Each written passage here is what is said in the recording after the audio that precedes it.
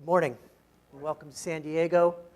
For me personally, my name is Tim Hoctor. I'm Vice President for Corporate R&D for Elsevier, and I'd like to join the SmartLab team with welcoming you here to California. I'm a native Californian myself. I grew up surfing down here in San Diego. I came in a couple days early to get an extra day of surfing in, so it was very easy for me to come back home, and I hope you guys get a lot out of this today. I think in the next couple of days, we have a really strong agenda, tying a lot of key components together that should resonate with each and every one in the room. I'm very happy and honored to be asked to chair the first day. And I'd start with just a quick thought. When I was on the FDA website not too long ago, the first thing I read was, innovation drives progress. And it may sound obvious, but it's such a big thing to be thinking about: how we innovate, where we innovate, with whom we innovate. And progress is greatly needed. In the pharmaceutical business in 2016, we saw FDA approvals for new medicines drop to a 6-year low. And it's not just in pharma. For the lab researchers among us, there's challenges and breakthroughs, to be fair, in energy, in materials, across the landscape of research. And while this happens, we feel the promise of technology and the promise of what data can deliver for innovation more and more each day. Almost daily, we see new announcements for collaborations with IBM, Watson, and pharma or healthcare providers, some level of data provider where we feel that this level of analytics and computational capability can move the needle and uncover an insight that would lead to a major breakthrough. And it's not just IBM. We see other players as well. The legacy of the Cray systems are out there working with us. Palantir, IASD, there's a number of new players all of the time. We look at these new analytics players to bring a new hope, to find that critical insight in the growing stores of data that are published, that are self-generated, and that are available through pre-competitive collaborations and public availability. I think instinctively, we feel that a breakthrough is in front of us if we can just uncover it. For those of you who are not familiar with me personally or with Elsevier, Elsevier historically is the largest publisher of scientific research and has been for over 140 years. I've been coming to conferences like this for many, many years, most of the time with people wondering, well, what is Elsevier doing here? You're a journal publisher or you're a books publisher. And we have been, successfully, for some time. But interestingly, I was just in Asia. As a matter of fact, I was in Asia last week, so I'm a little bit slow to speak this week. And our CEO stood up and announced to the entire leadership team that Elsevier has a new remit. Elsevier is an information and analytics company. And of course, all the salespeople clap, and that's great. And those of us who understand the challenge that that provides gasped and wondered how on earth we're ever going to deliver on that. As an engineer myself, supporting scientific research for my entire career, I thought how easy that is for somebody to stand up and say, but how bold and ambitious it is for us to deliver.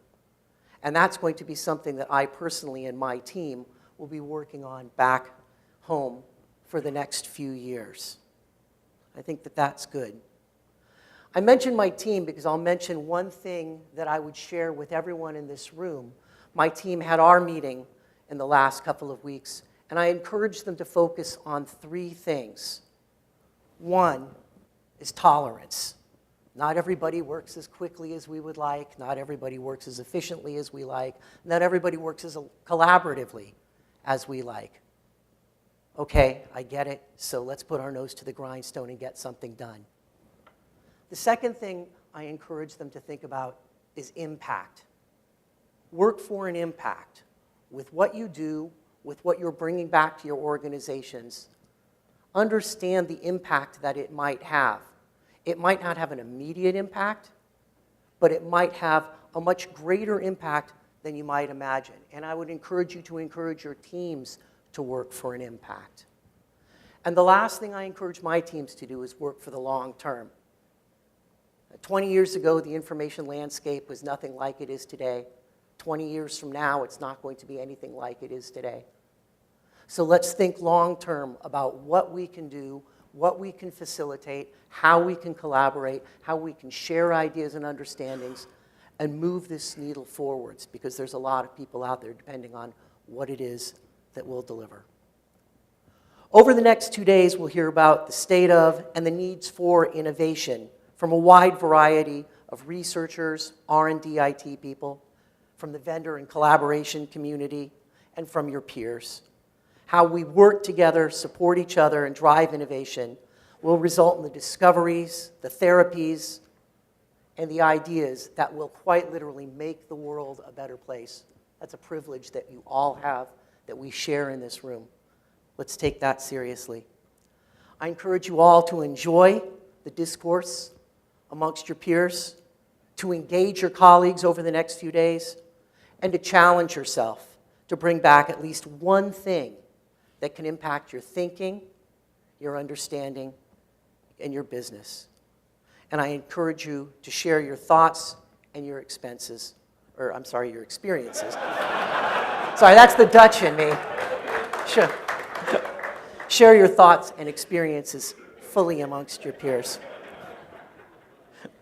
So with that, I'd like to thank you, welcome you to the conference, and I'd like to introduce our keynote speaker for the day, Michael Elliott.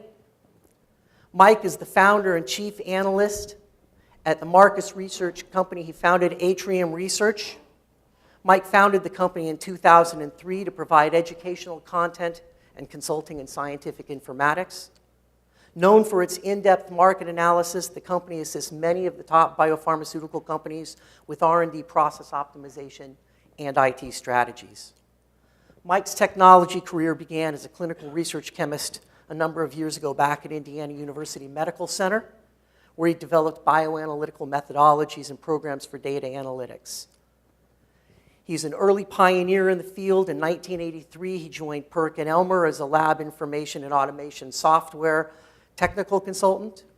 He's held a number of prestigious roles throughout his career, including LIMS Sales, IT Project Manager, Director of U.S. Operations, and VP of Worldwide Instrument Marketing and Product Management, as well as Pharmaceutical and Food Analysis Division VP and General Manager.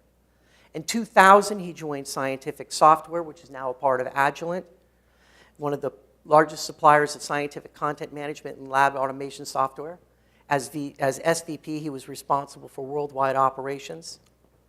He's authored a number of papers and research studies on LIMS and lab information systems, including what many consider to be the Bible in ELN landscape. He writes the ELN column for Scientific Computing magazine. He's been quoted a number of times. We're very privileged and honored to have him here. Please welcome Mike Elliott.